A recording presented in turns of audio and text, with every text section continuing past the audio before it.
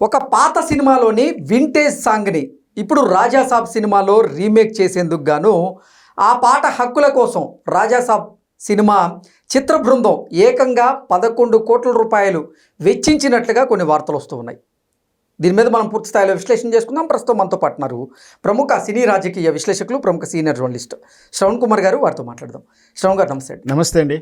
ఒక పాత సినిమాలో హిట్ అయినటువంటి ఒక వింటేజ్ పాటను రాజాసాబ్ సినిమాలో పెట్టడం కోసం ఏకంగా ఆ పాట హక్కుల కోసం 11 కోట్ల రూపాయలు ఈ రాజాసాబ్ చిత్ర బృందం వెచ్చించినట్లుగా వార్తలు వస్తూ ఉన్నాయి. దీని మీద మీ విశ్లేషణ ఏంటండి?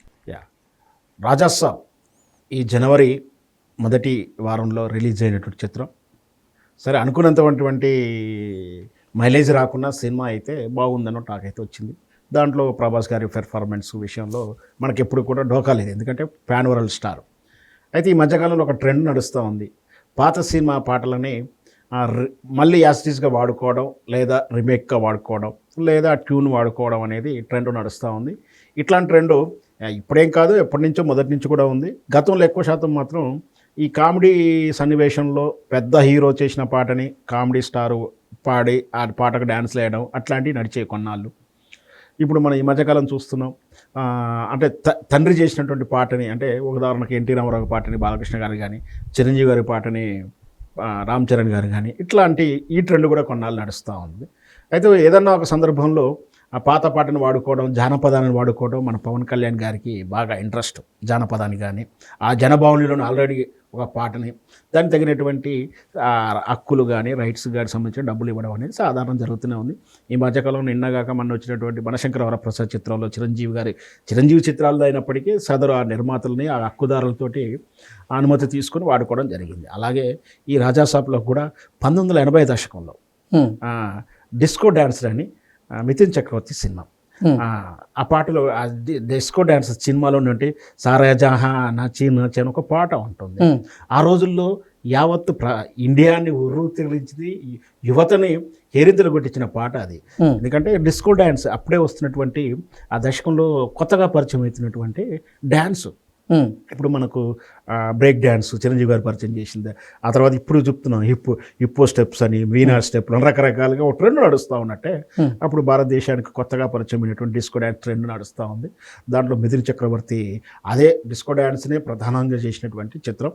అది ఆ రోజుల్లో సంచలనం సృష్టించింది. బ్రేకు కలెక్షన్లో అద్భుతంగా ఉంది.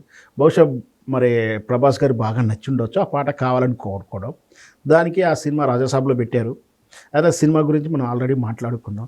కానీ మన దానికి అత్యధికంగా 11 కోట్ల రూపాయలు చెల్లించారనేది ఇప్పుడు చర్చ అయింది. ఎందుకంటే ఏకంగా ఒక మ్యూజిక్ డైరెక్టర్కి నాకు తెలిసి భారతదేశంలోనే ఎక్కువ భారతీయ భాష చిత్రాలకే సినిమా పాటలు ఉంటాయి, హాలీవుడ్ చిత్రాలకు సాంగ్స్ ఉండవు. ఈ పాటలు తీసుకోవడంలో ఎక్కువ అత్యధిక రెమ్యునరేషన్ తీసుకున్న మ్యూజిక్ డైరెక్టర్ ఏఆర్ రెహమాన్ గారు 1.4 కోట్ల అంతవరకే ఉంది. 1 కోటి రూపాయలు 2 కోట్లు ఇస్తే 5 పాటలు 6 పాటలు చేసుకోవచ్చు ఏకంగా. తమనైతే ఎక్కువ తీసుకుంటుండొచ్చు. మామూలు అప్కమింగ్ వాళ్ళైతే 50 లక్షలకు కూడా ఇస్తారు. అంటే నేను వాళ్ళ టాలెంట్ని తప్పుపడతలేను, డిమాండ్ అండ్ సప్లయో ఫ్రెండ్షిప్ వలనో ఎక్కువ తక్కువ చేస్తారు.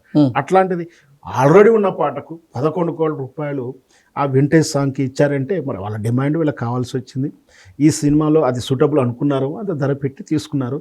ఎందుకంటే ఆ రోజుల్లో బ్రేక్ బాగా పాటించిన సంగతి తెలిసిందే. సో బట్ ఏదైతే తమను ఆ చిత్రానికి ఎంత తీసుకున్నాడో, మ్యూజిక్ డైరెక్టర్గా ఎంత తీసుకున్నాడో మనకు తెలియదు. కానీ మొత్తం మీదైతే ఈ చిత్రానికి ఒక్క పాట కోసం 11 కోట్ల రూపాయలు చెల్లించినట్టుగా సోషల్ మీడియా వార్త.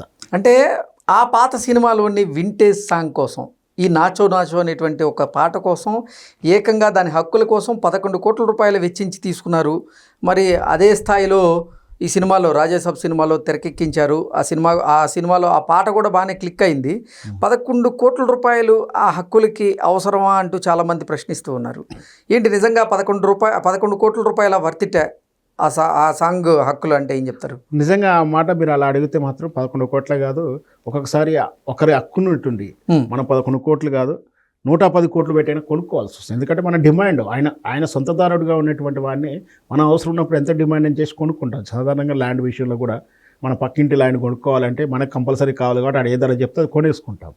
మనం డిమాండ్ చేస్తున్నాం మన కోరిక కోసం కాబట్టి అంత డిమాండ్ వాళ్ళు అడిగినందుకు వీళ్ళు ఇచ్చారు. ఆయన కావాలనుకున్నారు కాబట్టి పెట్టుకున్నాడు. ఇంకొకటి ఏంటంటే దానికి అంత వర్త్ఫుల్ సాంగ్. ఎందుకంటున్నానంటే భారతదేశంలో హిందీ బాలీవుడ్ చిత్రం పాట అయినప్పటికీ దేశం మొత్తం కూడా యువతను ఉర్రు తొలగించిన పాట. బహుశా సినిమా ఇంకొకటి ఏంటంటే ఒక చిన్న అప్కమింగ్ హీరో, కొత్త హీరోకి అయితే అంత బిజినెస్ అవుతుందో లేదో, అంత ఖర్చు పెడితే ఎందుకని ఆలోచిస్తారు. కానీ మనకి ఇక్కడ ప్రభాస్ గారు ప్యాన్ వరల్డ్ స్థాయి దాటి 500 కోట్లు 1000 కోట్ల క్లబ్లో ఉన్నాడు కాబట్టి ఈ 11 కోట్లు నథింగ్ అనుకున్నారేమో, పెట్టుండవచ్చు. సరే ఆ పాటకు అంత పెట్టినా తప్పేం లేదు. ప్లస్ మనం డిమాండ్ చేస్తున్నప్పుడు ఆ హక్కుదారుడు ఎంత అడిగినా ఇవ్వాల్సి వస్తున్నప్పుడు ఇవ్వాల్సి వచ్చింది. మొత్తం మీద ప్రభాస్ చిత్రం కాబట్టి వర్కౌట్ అవుతుండొచ్చు అని మన ఉద్దేశం. Okay sir, thank you so much అండి.